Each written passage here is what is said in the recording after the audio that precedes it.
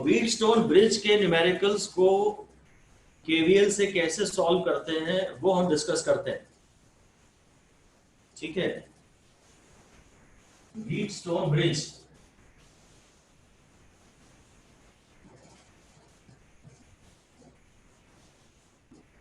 Wheatstone bridge ऐसा कोई network रहता है,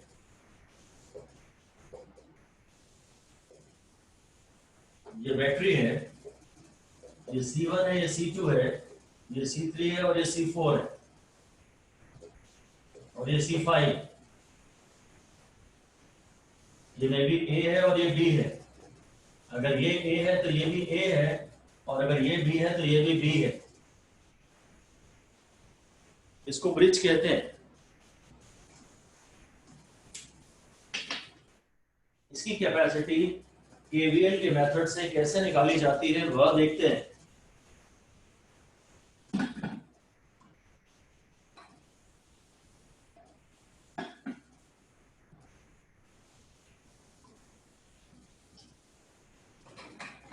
देखो, बैटरी के पॉजिटिव से निकल के बैटरी के नेगेटिव पे जाने का एक तो ये रास्ता है और बैटरी के पॉजिटिव से निकल के बैटरी के नेगेटिव पे जाने का एक ये रास्ता है। ये दोनों बैटरी के पॉजिटिव से नेगेटिव तक जाने का एक ये रास्ता है और एक ये इंडिपेंडेंट रास्ता है और ये उन दोनों रास्तों का ब्रिज है। ऐसा लिख दीजिए, there are two independent paths for the charge to flow.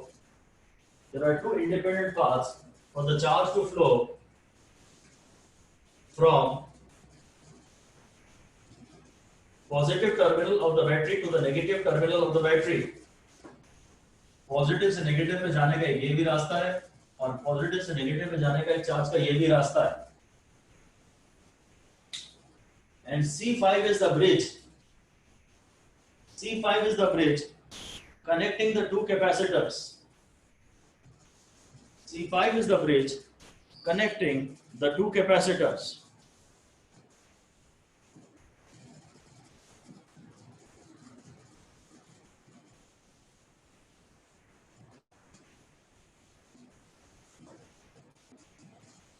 And we have to calculate the equivalent capacity of the circuit. We have to calculate the equivalent capacity of the circuit as seen by the battery. We have to calculate the equivalent capacity of the battery, equivalent capacity of the circuit as seen by the battery. ठीक है?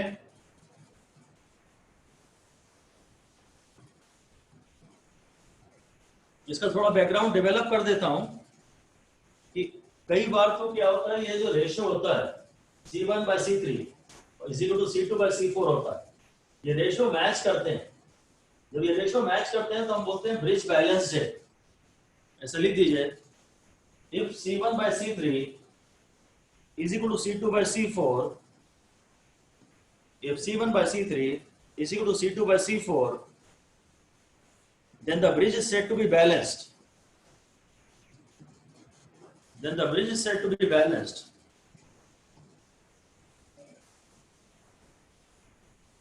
In that case, it is found that X and Y are at same potential. In that case, it is found that X and Y are at same potential. So there is no potential difference. There is no potential difference across C5. There is no potential difference across C5. Therefore, C5 does not store any charge. C5 does not store any charge. And it should not be included. It should not be included in calculation of equivalent capacitance. It should not be included in calculation of equivalent capacitance. अगर ये bridge balanced होता है तो हम लोग इसको हटा देते हैं। अब ये दो सीरीज में चलिए लिख दीजिए now C1 C2 in series, now C1 C2 in series,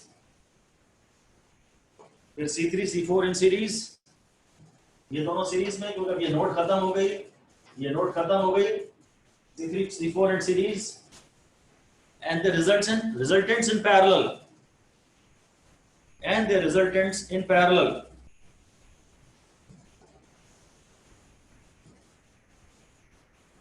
बस इस तरह से सीरीज पैरेलल मेथड से इसकी कैपेसिटी निकाली जा सकती है। पर मैं अभी उस मेथड की ज्यादा बात नहीं कर रहा, क्योंकि मैं केवीएल की बात करने में ज्यादा इंटरेस्टेड हूं। मैंने ये बताया कि अगर ये रेशो मैच कर रहे हैं तो ये जो कैपेसिटर है ये कोई चार्ज स्टोर नहीं करेगा, और जब ये चार्ज स्टोर ही नहीं करेगा तो इक्विवेलेंट कैपेसिटी की कैलकुलेशन में इसको इंक्लूड नहीं करना चाहिए। अब इफेक्टिवली सर्किट ये बचा, अब ये सॉल्व हो जाएगा। ठीक है, ये दोनों सीरीज में, ये दोनों सीरीज में और इनके रिजल्टेंट्स पैरेलल में, उससे इक्विवेलेंट कैपेसिटी निकल आएगी।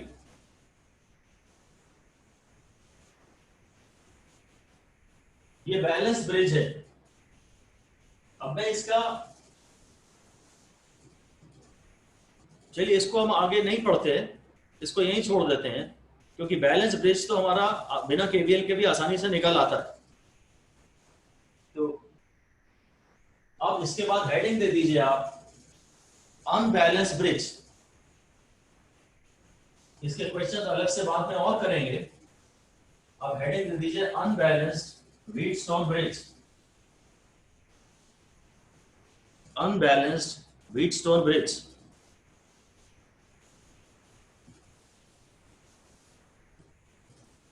Unbalanced bridge में वो ratios are not matching, लिख दीजिए ratios are not matching,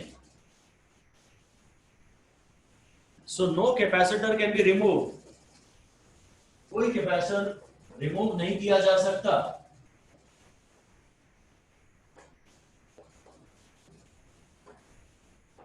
ये डायग्राम फिर से बना लीजिए। अगर अनबैलेंस ब्रिज है, अगर अनबैलेंस ब्रिज है तो कोई कैपेसिटर रिमूव नहीं किया जा सकता।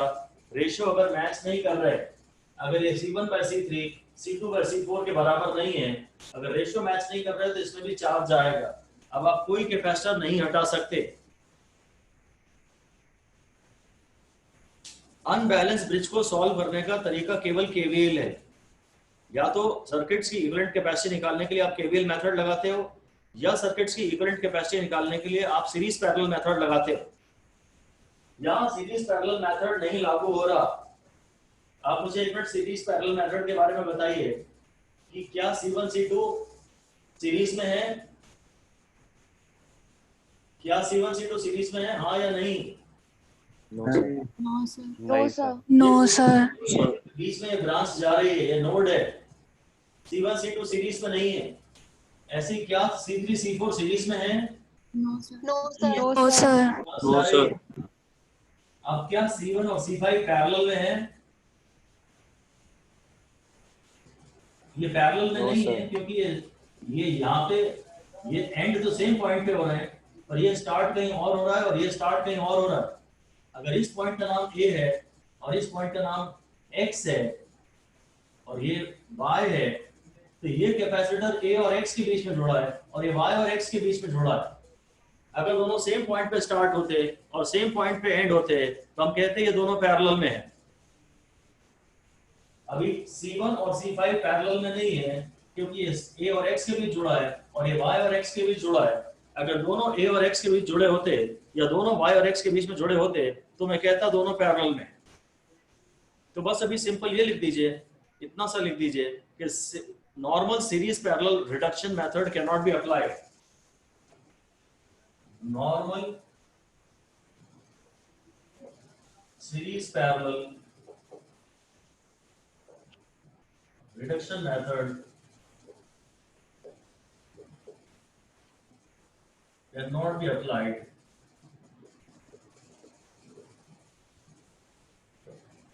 for unbalanced Wheatstone bridge. Unbalanced bridge हो तो सीरीज पैरेलल रिडक्शन आप अप्लाई नहीं कर सकते, because no two capacitors are clearly in series और in parallel.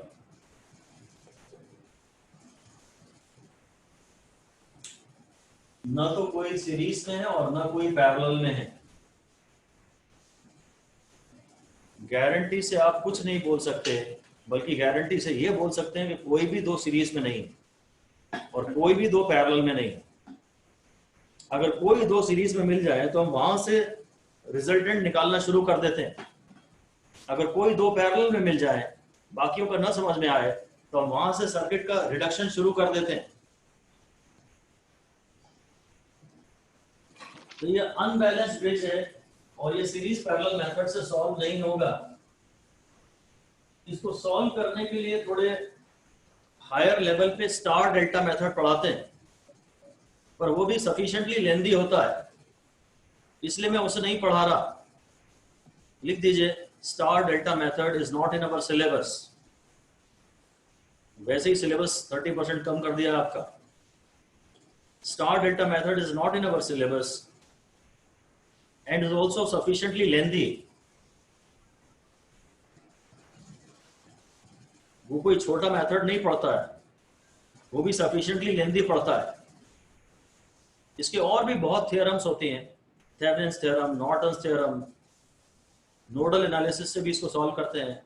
There are various methods, but we want to solve it only by KVL। ठीक है, हमारे लिए सिर्फ हमारे सिलेबस में KVL है और हम केवीएल की ही केवल मास्टरी करना चाहते हैं। तो अगर मैं C1, C2, C3, C4 के नाम से सॉल्व करूंगा, सर्किट तो बड़ा लेंदी पड़ जाएगा। मैं इसको वैल्यूज ले लेता हूं। एक अनबैलेंस्ड ब्रिज का जो सिंपलेस्ट पॉसिबल क्वेश्चन हो सकता है वो ले लेता हूं। ये 1 माइक्रोफैराड है, ये 1 माइक्रोफैराड है, ये 1 माइक्रोफैराड है और ये 2 माइक्रोफैराड है। अगर ये 1/1 है और ये भी 1/1 होता तो ये ब्रिज बैलेंस होता। इसको भी 1 ले लेते हैं। ये 1/1 है और ये 1/2 है, इसलिए अनबैलेंस्ड ब्रिज है। इसलिए अनबैलेंस्ड ब्रिज है। और ये बैटरी ऐसे ही कुछ भी फिर अज्यूम कर लेते हैं 5 वोल्ट की बैटरी, हमने कुछ भी अज्यूम कर ली और मुझे सर्किट की इक्विवेलेंट कैपेसिटी निकालनी है।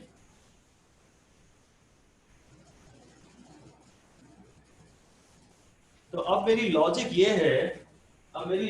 है कि ये एक ब्लैक बॉक्स है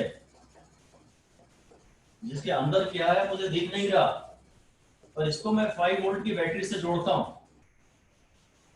इस ब्लैक बॉक्स के अंदर कैपेसिटर्स किस तरह जुड़े हैं मुझे दिख भी नहीं रहे।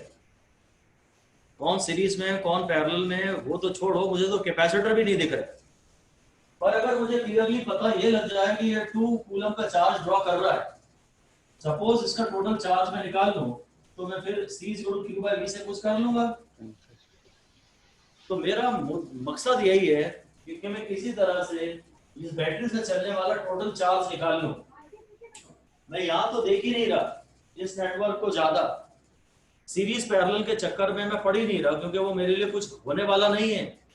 So I will just try to find out the total charge drawn by this circuit from the battery. Got it? मुझे ये टोटल चार्ज निकालना है।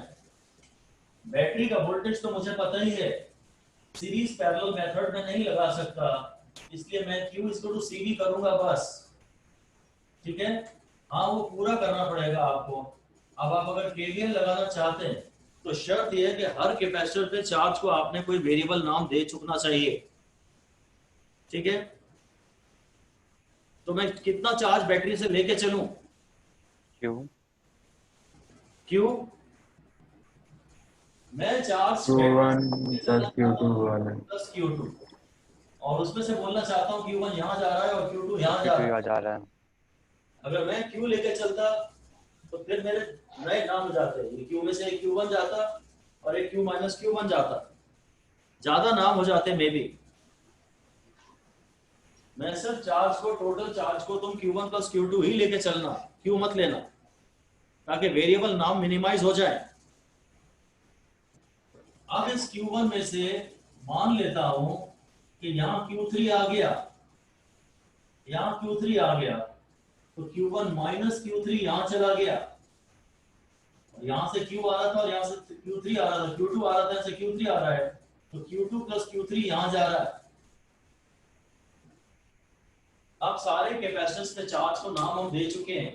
यहाँ से Q1 प्लस Q2 चला, उसमें से Q1 यहाँ गया, Q2 यहाँ गया, इस Q1 में से मान लेता हूँ Q3 यहाँ आया, Q3 यहाँ आया, तो Q1 माइनस Q3 यहाँ गया, यहाँ से Q3 आया और यहाँ से Q2 आया, तो यहाँ से Q2 प्लस Q3 चला गया, और ये मिल के इधर से Q2 प्लस Q3 आ रहा है इस नोड पे, इधर Q1 माइनस Q3 आ रहा है, Q3 कैंसिल हो जाएगा, ये वापस Q1 प्लस Q2 आ गया। जितना बैटरी के पॉजिटिव से चार्ज चला था उतना लौट के बैटरी के नेगेटिव पे वापस भी आ गया, राइट। आपके मन में एक डाउट ये आता है कि भाई Q3 यहाँ क्यों आया, इससे भी तो कुछ वहां जा सकता था, तो वो चलेगा, वो मैं आपको पहले भी बता चुका हूँ। कोई एक पॉइंट इन दोनों में से हाई पोटेंशियल पे होगा, अगर ये हाई पोटेंशियल पे होता ना तो Q3 वहां जाता, ठीक है। तो आप कुछ भी एक अज्यूम कर लीजिए, इस तरह पोर्शन में कोई एक नेट डायरेक्शन आप अज्यूम कर लीजिए, आपकी मर्जी से जो आपको समझ में आता है, और बाकियों का चार्ज उस हिसाब से बांट दीजिए। क्लियर हुआ? यहाँ से Q1 प्लस Q2 गया, यहाँ Q1 गया, उसमें से Q1 में से Q3 यहाँ गया, शायद ये हाई पोटेंशियल का पॉइंट है इन दोनों के कंपैरिजन में, तो बचा हुआ Q1 माइनस Q3 यहाँ गया, यहाँ से Q2 आया, यहाँ से Q3 आया, ये Q2 प्लस Q3 गया और ये वापस Q1 प्लस Q2 आ गया। इस कैपेसिटर पे चार्ज का नाम मुझे मालूम है, इस कैपेसिटर पे चार्ज का नाम मुझे मालूम है, इस कैपेसिटर पे चार्ज का नाम मुझे मालूम है, और इस कैपेसिटर पे चार्ज का नाम मुझे मालूम है। अब मैं पूरे 3 अननोन है, तो कम से कम 3 इक्वेशनें लिखनी पड़ेगी। लिख दीजिए, now we have assigned variable name to charge on each capacitor.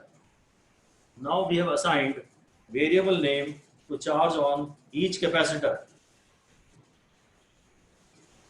We have assigned variable name to charge on each capacitor.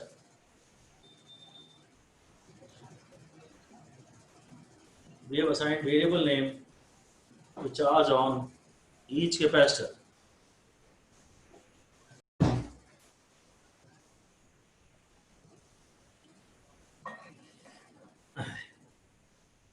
Okay. हम सारे वेरिएबल चार्जेस को नाम दे चुके हैं, हर कैपेसिटर पे एक नाम है चार्ज का। फिर आगे लिख दीजिए, there are 3 unknowns. There are 3 unknowns.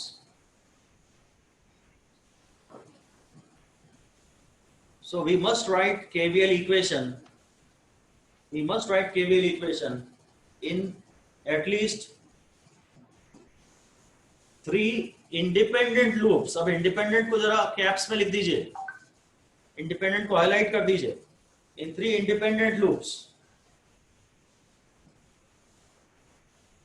ठीक है। अभी मैं नाम दे देता हूं, चलो A B C D E F, ये नाम दे दो आप, और इसको भी एक नाम देना ही पड़ेगा G, यहां भी देना ही चाहिए था H। सारे पॉइंट्स को नाम दे दो आप।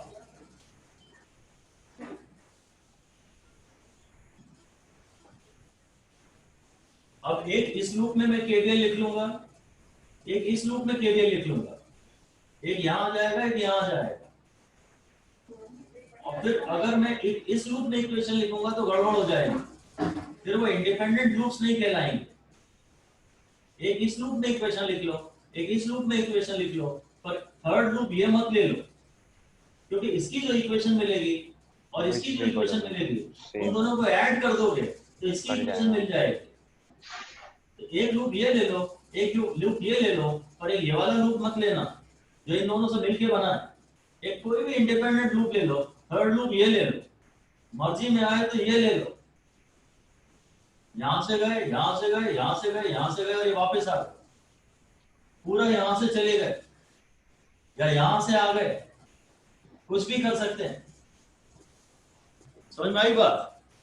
बस एक ही बात ध्यान देनी है कि एक लूप अगर ये है और एक लूप ये है तो एक थर्ड लूप ये नहीं लेना है आपको, वो आप समझ लीजिए बस। तो अब मैं लिखना शुरू करता हूं, लिखना पड़ेगा, सॉल्व करना पड़ेगा।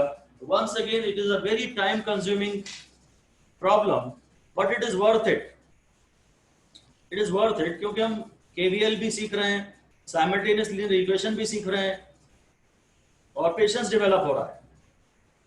It may take hell lot of a time but it is worth it. तो यहां से मैं लिख देता हूं CHGBC, CHGBC। तो minus Q1 by 1 minus Q3 by 1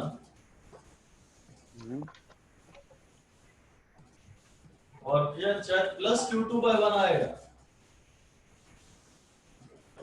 पहली इक्वेशन तो ये हो गई, minus Q1 by 1 minus Q3 by 1, और ये लड़ाई उल्टा आ रहा है, ये उल्टा आ रहा है तो दमदार आती है, दम है इसमें। ये भेड़चाल नेगेटिव, ये भेड़चाल नेगेटिव, ये उल्टा आ रहा है प्लस। ये एक सिंपल सी इक्वेशन हो गई जिससे मैं कह सकता हूं कि Q1 plus Q3 is equal to minus Q2। एक इक्वेशन में भी ये हो गई। फिर एक इक्वेशन यहां लिख लेता हूं, H B E G H, तो ये हो गया minus Q1 minus Q3 by 1 minus Q by C। यहां तो कुछ है नहीं, यहां मैं इसके अगेंस्ट हूं तो plus Q2 plus Q3 by 2 against, और यहां भी against plus Q3 by 1 is equal to 0। ठीक है, चेक कर लेता हूं। इस डायरेक्शन में गया minus Q1 minus Q3 by 1, इसके अगेंस्ट गया plus Q2 plus Q3 by 2, और इसके लिए अगेंस्ट जा रहा हूं तो plus Q3 by 1 is equal to 0। इसको भी थोड़ा सिंपलीफाई कर लेता हूं जितना कर सकता हूं। सर फर्स्ट इक्वेशन में प्लस Q2 होगा। फर्स्ट इक्वेशन माइनस Q, हाँ ठीक है, यही अब एक भी गलती हो जाए तो आगे से गड़बड़ हो जाती है। यहाँ Q1 प्लस Q3 कर दिया तो वहां पर माइनस Q2 हो जाना चाहिए था, और ये वाले साइन अगर हटा रहा हूँ तो प्लस Q2 हो जाना चाहिए था। अब ये गलती अगर यहाँ रह जाती ना, ये बच जाती तो आगे में हमारा आंसर सही नहीं आता। ठीक है, थैंक यू। इस इक्वेशन को ध्यान से देख लेते हैं, minus Q1 plus Q3 plus Q2 by 2 plus Q3 by 2 plus Q3 is equal to 0। So minus Q1 plus 2Q3 बल्कि 2.5 plus 2.5 Q3 plus 0.5 Q2 equal to 0। अब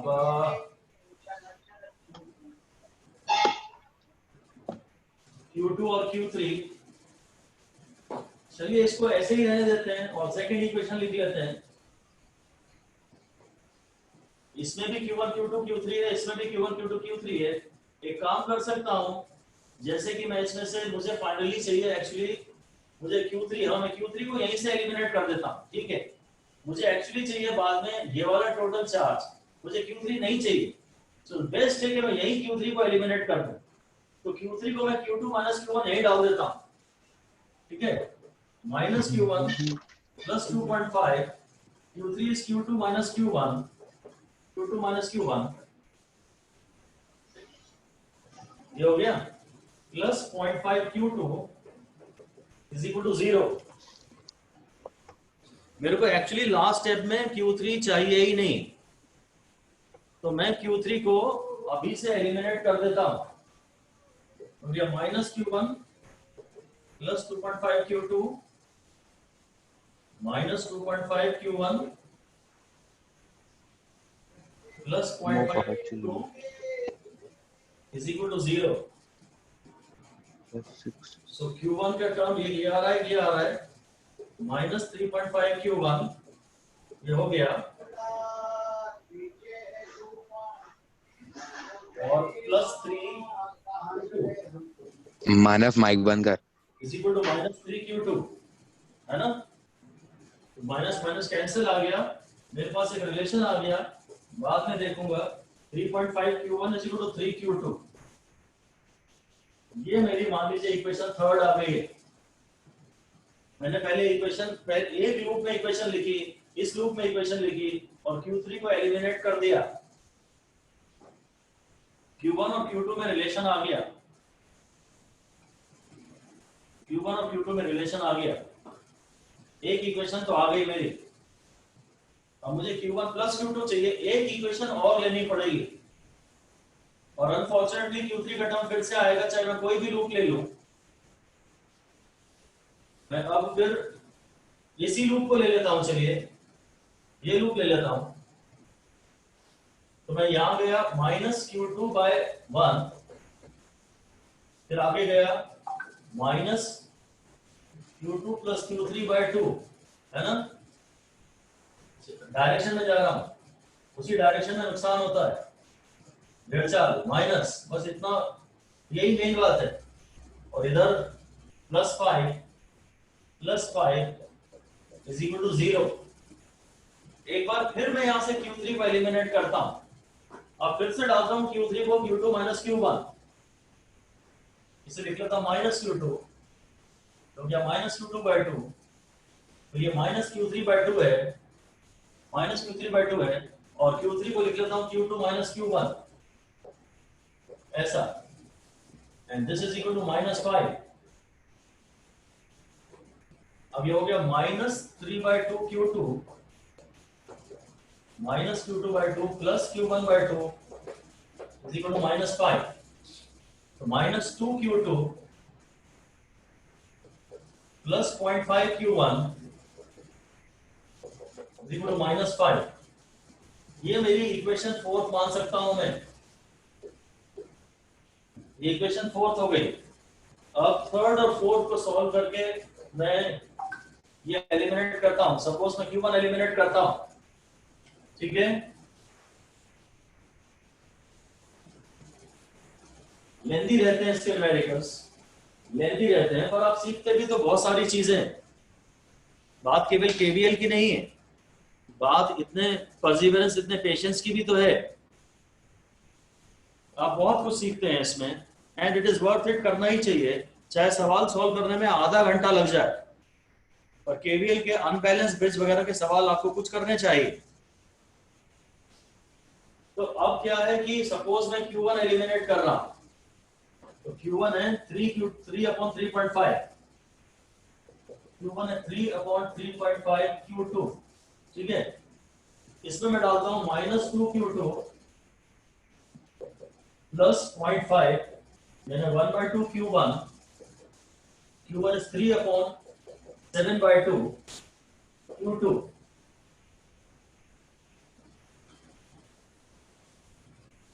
-2 Q2 plus 0.5 Q1 plus 0.5 Q1।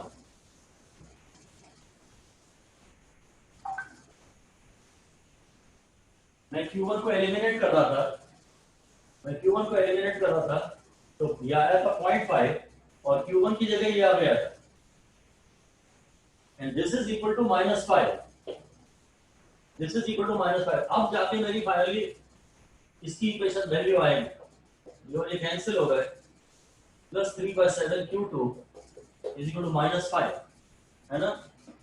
तो -14 Q2 plus 3 Q2 is equal to -35। तो -11 Q2 is equal to -35। तो Q2 is equal to +35/11। ये हो गया Q2। अब इस इक्वेशन से मैं Q1 निकालता हूं।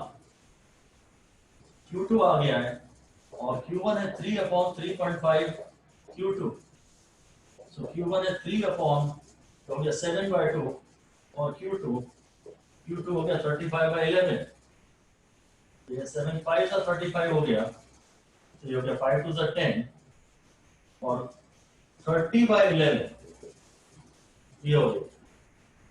और जो टोटल चार्ज बैटरी से चल रहा है वो Q1 प्लस Q2 है, और वो है 30 प्लस 35 65/11।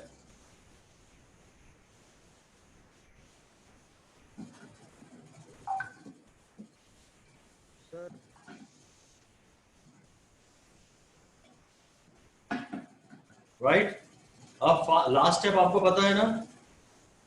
सर वो लेफ्ट वाली इक्वेशन में Q2 प्लस Q2 कैसे कि आएगा? इस 5 वोल्ट की बैटरी ने किसी नेटवर्क में ये टोटल चार्ज भेजा है, तो मुझे इससे मतलब नहीं है कि ये कैसे जोड़े, मैं तो Q is equal to CV कर दूंगा बस। अब Q is equal to CV, total Q battery is equal to C equivalent into V battery. तो जो टोटल चार्ज बैटरी से चल रहा है वो 65/11 है, is equal to C equivalent into V battery is 5, तो C equivalent is 13/11। वो सब अगर माइक्रोफैराड में थे तो माइक्रोफैराड, और मान लेते हैं वो सब माइक्रोफैराड में थे। चलिए बस यही हो गया। This is the answer, this is the answer and this is unbalanced bridge.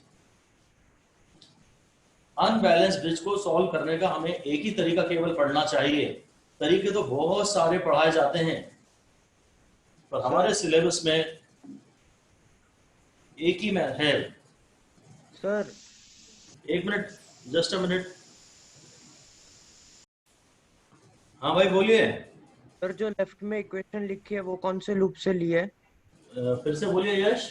Sir left में जो इक्वेशन लिखी है वो कौन से लूप से ली है?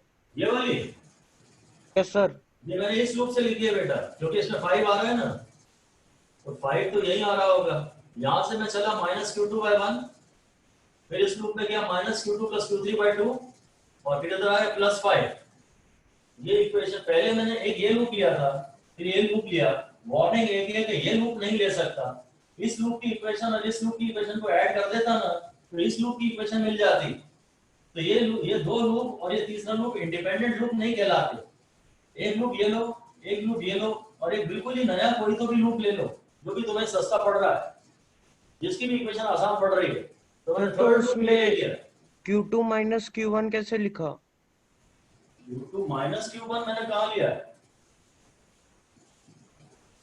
अच्छा, ये मैंने कहीं कुछ एलिमिनेट किया होगा यार। ये Q2 था, यहाँ Q3 की वैल्यू डाली थी मैंने। इसको मैंने ओपन किया -Q2, इसको ओपन किया -Q2/2, इसको ओपन किया -Q3/2, और वो जो फर्स्ट इक्वेशन आई थी ना, वहां से Q3 था Q2 - Q1। Q3 को एलिमिनेट करना मेरा सबसे पहले काम था।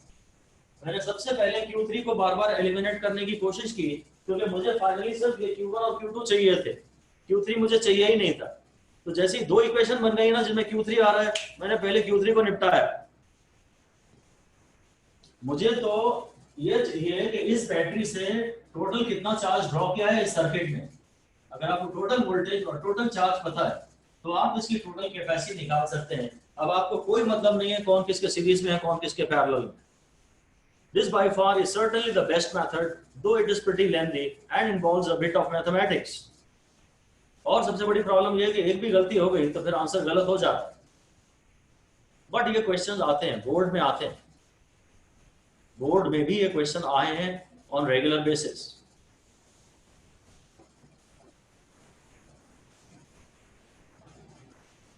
तो चलिए, ये अनबैलेंस ब्रिज का एक सवाल हुआ। बैलेंस ब्रिज तो हो ही जाएगा हमसे, क्योंकि बैलेंस ब्रिज में ब्रिज वाला कैपेसिटर रिमूव कर देते हैं, तो वो तो कैसा भी नेटवर्क हो हम उसकी प्रैक्टिस करेंगे बाद में, वो तो हमसे बन जाएगा। अनबैलेंस ब्रिज का एक बहुत जनरल केस हमने ले लिया और सॉल्व कर दिया। अनबैलेंस ब्रिज में एक थोड़ा सा स्पेशल, थोड़ा आसान केस और मिलता है। एक स्पेशल केस है, special case of unbalance bridge. It has cross symmetry. It has cross symmetry.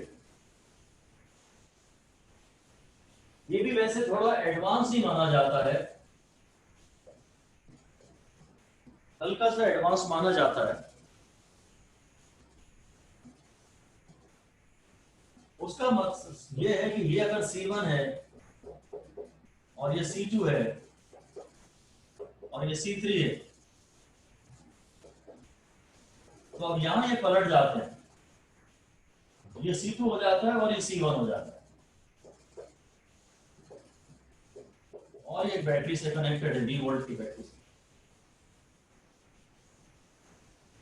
ये अनबैलेंस तो है, अनबैलेंस तो है, पर यहाँ जो रेशो है उसका उल्टा यहाँ रेशो है। अगर दिस अपॉन दिस होता तो ये बैलेंस ब्रिज होता, हम इस ब्रिज को हटा देते। पर अभी इसका रेशो अगर 2 है तो उसका रेशो 1/2 है। जो यहाँ C1/C2 है वो रेशो यहाँ C2/C1।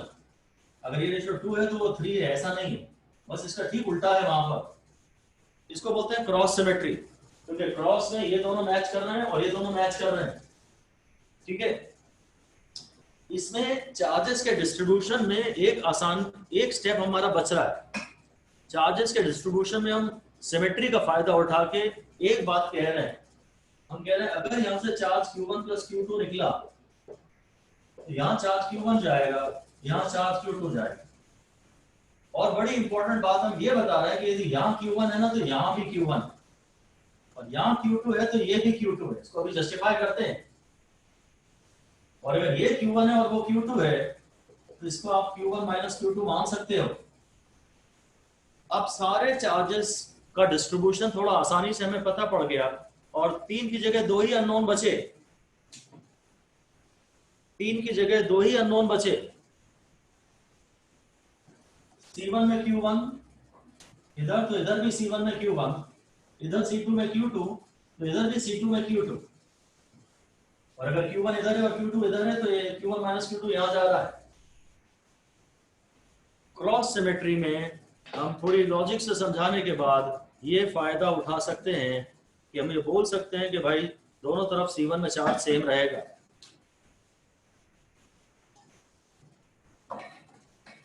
ठीक है, उसका तरीका ये है कि अगर मैं बोलता हूं कि मैंने बैटरी यहां से जोड़ी है तो सर्किट को ये दिख रहा है, ये तो ऐसा दिख रहा है, कुछ इसकी रिजल्टेंट कैपेसिटी आएगी, फिर C1 में कुछ चार्ज Q1 जाएगा और C2 में Q2 जाएगा।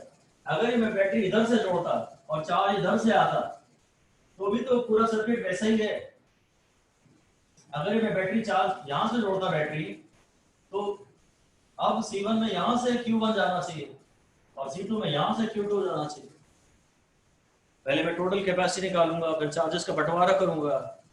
अगर यहां से आ रहा है तो C1 में Q1 जाएगा, और अगर यहां से जाएगा तो अब जैसा बैटरी को यहां से सर्किट दिख रहा था वैसा यहां से दिख रहा है, तो जैसा डिस्ट्रीब्यूशन वहां से हो रहा था वैसा यहां से हो जाएगा। ठीक है, या मान लीजिए कि बस ऐसा आपको दिया है, ये लॉजिक आपके लिए जानना जरूरी नहीं। सपोज ये आपको दिया हुआ है, अब आपको इनकी इक्वेशंस लिखनी है और इक्विवेलेंट कैपेसिटी निकालनी है। अब ये थोड़ा और ज्यादा लेंथी सवाल बनेगा क्योंकि जनरल वैल्यूज नहीं है ना, वहां तो मैंने 1 1 1 ले ली थी माइक्रोफैराड 3 कैपेसिटर्स की। एनीवे करते हैं इसको। ये है A B C D E F और मे बी ये G H। क्रॉस सिमेट्री वाला ये केस है। पहले मैं इधर KVL लिख लेता हूं, A B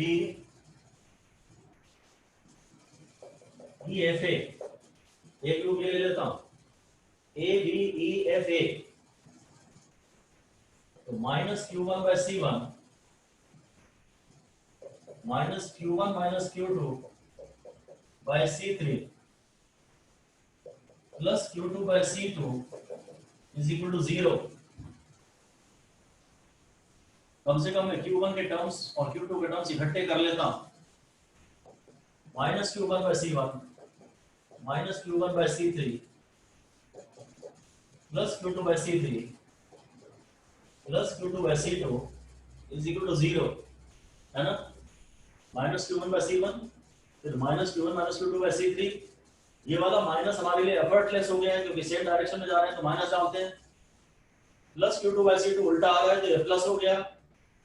फिर सारे Q1 के टर्म्स में एक साथ क्लब करना चाहूंगा और सारे Q2 के टर्म्स एक साथ क्लब करना चाहूंगा, तो मैं Q2 into 1/C3 plus 1/C2 को Q1 into 1/C1 plus 1/C3 कह सकता हूं। थोड़ा सॉल्व भी कर लेता हूं। Q2 into C2 plus C3 upon C2 C3 is equal to Q1 into C1 plus C3 upon C1 C3। तो कम से कम C3 कैंसिल हो गया और मेरे पास Q2 का कम से कम ये फॉर्मूला आ गया, Q2 is equal to Q2 is equal to Q1 by C1 into C1 plus C3 upon C2 plus C3। ये मेरी इक्वेशन नंबर 1 होगी। मैंने इसको सिंप्लीफाई करते हुए Q2 और Q1 में ये रिलेशन ऑब्टेन कर लिया।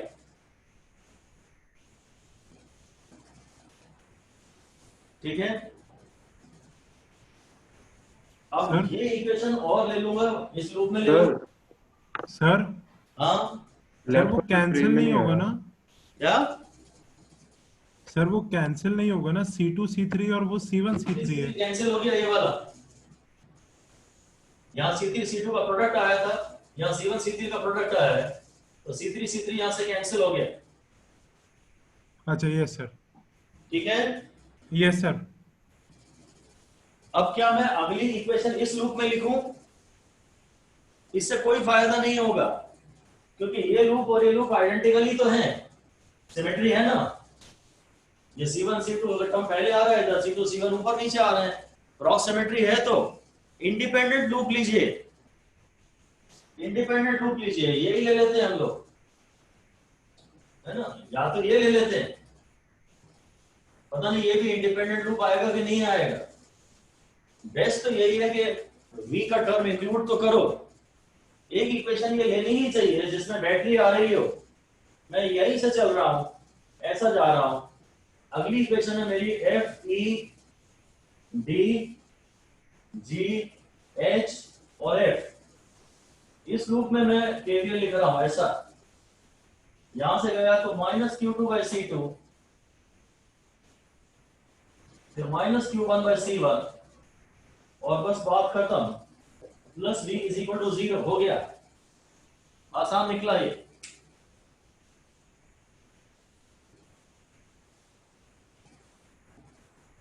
अब मैं यहां से पहले Q2 को एलिमिनेट कर देता हूं, ठीक है ना।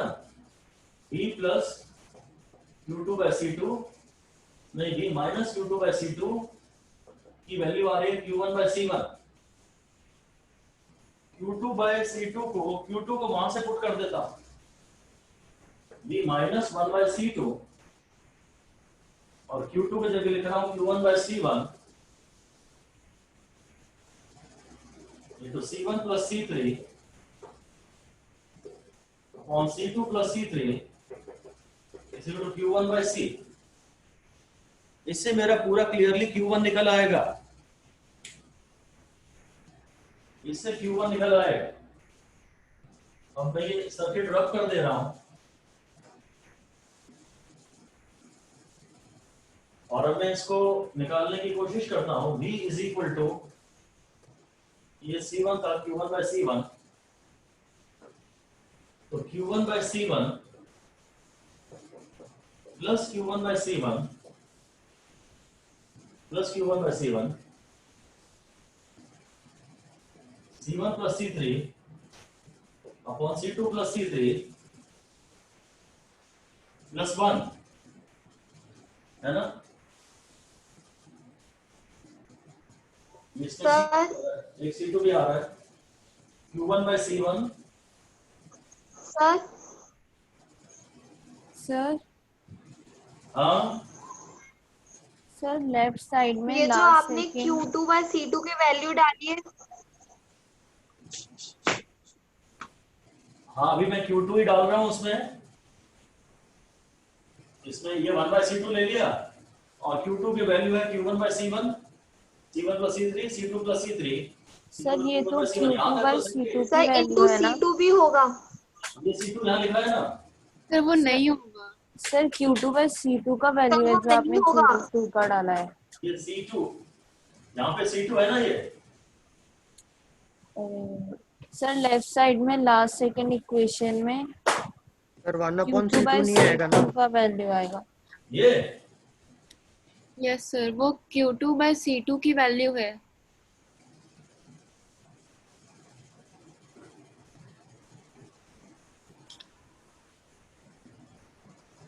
मैं इसको पूरा सॉल्व करता हूँ यहाँ से। क्या है सर सिर्फ C3 कैंसिल हुआ है। क्या है minus Q by C one, या है minus Q by C three, या है plus Q two by C three, या है plus Q two by C two is equal to zero. फिर Q2 में मैंने कॉमन लिया ये दो टर्म C2 प्लस C3, फिर Q1 में दो टर्म कॉमन लिया C1 प्लस C3, तो Q2 हो गया C2 plus C3 upon C3 C2, और इधर आया Q1 C1 plus C3 upon C1 C3, C3 C3 cancel हो गया, तो Q2 की वैल्यू आ रही है Q1 C1 प्लस C3, और यहाँ पे ठीक है यहाँ एक C2 बच रहा है Q1 C1 plus C3 upon C2 plus C3, ये डायरेक्टली Q2 बाय C2 की वैल्यू बोली जा सकती है। ठीक है, ऑलराइट, थैंक यू। ये डायरेक्टली Q2 बाय C2 की वैल्यू बोली जा सकती है। अब मैं लिख रहा हूँ B minus Q2 by C2, this is Q1 by C1 into C1 plus C3 upon C2 plus C3 is equal to Q1 by C1। अब ठीक है,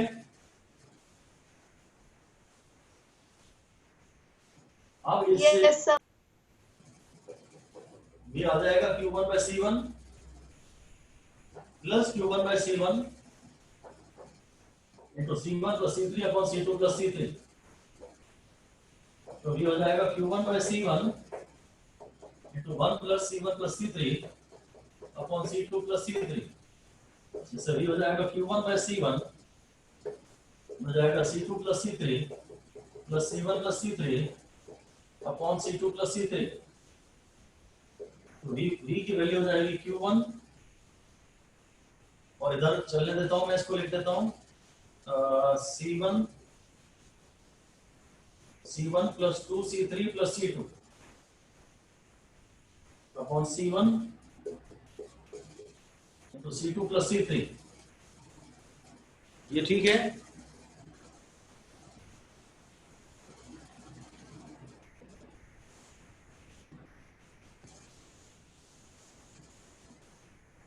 ये जो इक्वेशन है मेरी, वो मैंने ये लिख दिया B is equal to Q1 upon ये हो गया C1 plus C2 plus 2C3, C1 plus 2C3, और इधर अपॉन में आ गया C1 और इंटू C2 प्लस C3, ये आ गया। अब हम Q2 और निकाल लेते हैं, और मुझे finally Q1 plus Q2 charge चल रहा है बैटरी B से, ये निकालना है बस। ये Q1 आया मेरा कुछ, ये Q1 बाय C1 आ गया एक प्रकार से, इसको इसी इक्वेशन में डाल देंगे तो Q2 आ जाएगा।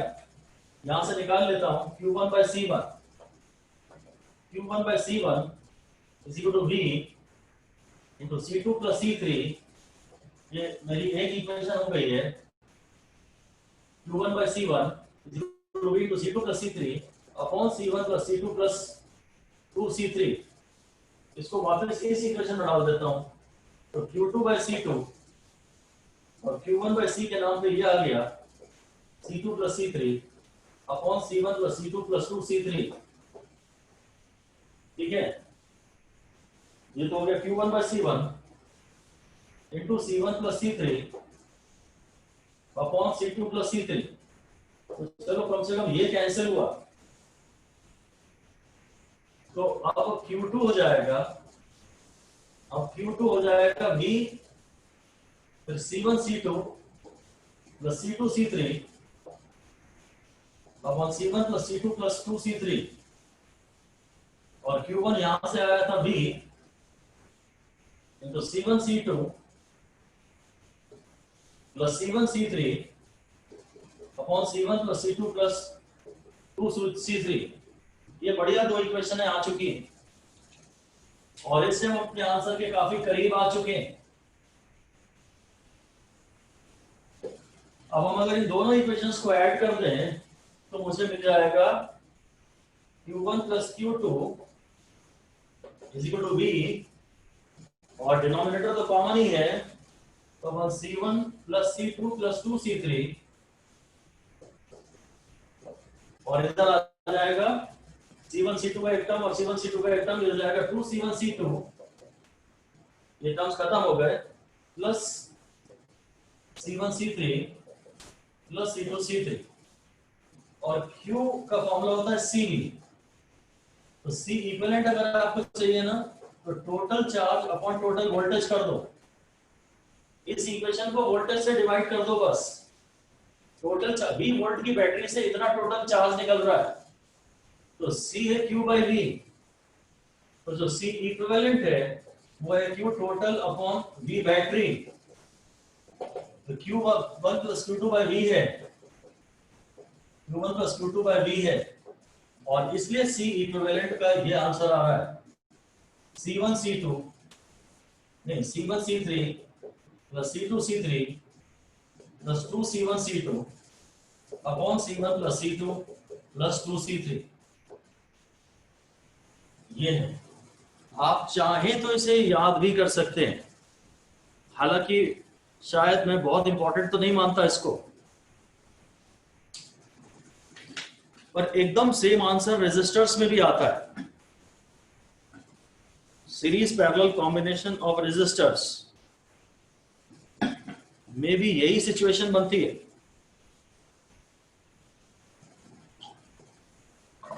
सर अपॉन V रह गया। अपॉन V नहीं रह गया, Q1 plus Q2 upon V कर दिया ना मैंने, ये यहां ले आया total charge upon battery voltage. ये भी यहां ला, ये वाला भी यहां ले आया। तो ये जो बचा, ये जो बचा है डायरेक्टली कैपेसिटी है। Okay sir. ठीक है, इसे थोड़ा याद करने की कोशिश एक मिनट कर लेते हैं। मैंने बेसिकली आज की क्लास में सिर्फ अनबैलेंस ब्रिज पढ़ा है। एक तो बिल्कुल ही जनरल केस जहां 1-1 और 1-2 था, और एक ये थोड़ा क्रॉस सिमेट्री वाला। बस ये 2 केस पढ़े हैं। अगर आप इन्हें थोड़ा पहचानने की कोशिश करें तो थोड़ा सा ट्रेंड बन तो रहा है। ये C1 C2 है, ये C2 C1 है, और ये C3 है। ठीक है, तो ये वाला टर्म कैसे आएगा? C1 C3, ये फिर C2 C3, ये आएगा। फिर एक यहां जाओगे और एक यहां जाओगे तो 2C1 C2। एक पेयर ये बना, एक पेयर ये बना, और 2 पेयर ये बने। ये एक पेयर C1 C3, ये एक पेयर C2 C3, और ये एक पेयर और ये एक पेयर 2C1 C2 अपॉन, अब फिर C1 और C2, और ये 2 बार आएगा। ये वाला टर्म 2 बार आ रहा है। तो ब्रांच ब्रिज है ना, वो दोनों रास्तों से आएगा ब्रिज, इसलिए ये 2 बार आ रहा है। मतलब ऐसे कुछ याद करने की कोशिश की जा सकती है। मेन तो मुझे आपको ये सिखाना था कि अगर केवीएल से सर्किट सॉल्व करना है, सीरीज पैरेलल से अगर नहीं हो रहा तो केवीएल से ही करना पड़ेगा। या तो आप पहचानो कौन किसके सीरीज में और कौन किसके पैरेलल में है, और फिर रिडक्शन मार दीजिए। अगर वो नहीं हो रहा तो आपको केवीएल पे ही आना पड़ेगा। केवीएल में नंबर 1 आप हर ब्रांच का, हर कैपेसिटर का चार्ज असाइन कर देते हैं, फिर केवीएल की इक्वेशन लिखते हैं इंडिपेंडेंट लूप्स में, और फिर उन्हें सॉल्व करते हैं, और फिर total charge from the battery upon battery voltage is equal to C equivalent. अब हमें ये कोई मतलब नहीं होता कौन सीरीज में कौन पैरेलल में। 2 केस आज हमने पढ़े, एक है अनबैलेंस ब्रिज का एकदम जनरल केस, और एक वो जिसमें थोड़ी क्रॉस सिमेट्री है। क्रॉस सिमेट्री वाले में Q3 का नाम नहीं आया, बस इतना ही फायदा हुआ। ठीक है, all right, that is all for now, and thank you and have a good time. Thank you, sir. Thank you, sir. Thank you, sir. Thank you, sir.